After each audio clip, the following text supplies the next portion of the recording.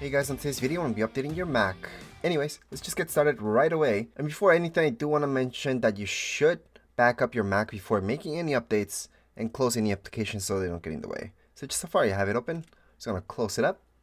And then we can just move on to your Apple logo. From here, you're going to see System Settings. Now before we used to run all our updates from the App Store. But now, if you're not too far behind, you're going to go into System Settings. So let's just go there. Once this opens up, just go ahead and go into General. So that's the option down here below on the left hand side. And then you're going to see on the top, it should say About and then Software Update. Tap on Software Update. It's going to check for my updates. If nothing pops up, just go right here where it says Automatic Updates. Turn it off and on. That way, that's going to refresh this thing right here. And you're going to be able to get the update right now. So this is the latest update. You can view more information about it by just clicking on more info.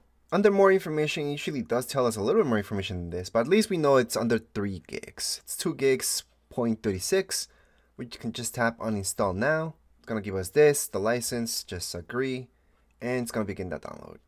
So while it's downloading, you could back up your Mac using Time Machine, for example. It's something that's already pre-built into your Mac and it's free. And for that to work properly, make sure to use an external hard drive, external SSD. Now, how long will this take? Well, this actually depends on your own Mac, but also on your internet speed. Because if you have really slow internet speed, this could take a whole day. If your internet speed's not that bad, then this will take a couple seconds, a couple minutes. At this point, you could just walk away and then come back later on to your Mac, or just wait until you have to click on install. I do want to mention that you shouldn't be working on any projects while you're doing this. Just make any updates once you're done your projects. And that's just in case you're working on something, all of a sudden, once you update, your current program's no longer valid with the most up-to-date macOS. So that's why I suggest doing that. But basically the process from this will be a black screen Apple logo loading bar. It's going to restart and you will be done with this update. It's going to be a quick one anyways. You're not looking at more than 30 minutes for most of you. And those of you with newer Macs, this shouldn't take more than 10 minutes. So if you just left your Mac to update by itself and you just came back, you would have seen it turn off, turn back on, Apple logo loading bar, and then finally everything's just going to load back in. You might see something like this right here on the top telling you this, but don't really worry about that.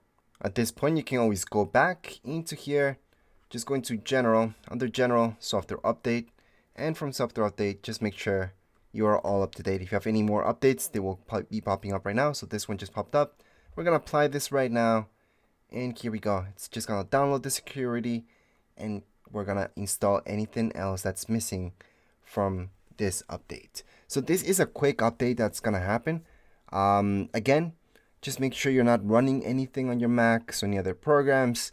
Make sure you're not in the middle of projects. Make sure to make that backup using Time Machine.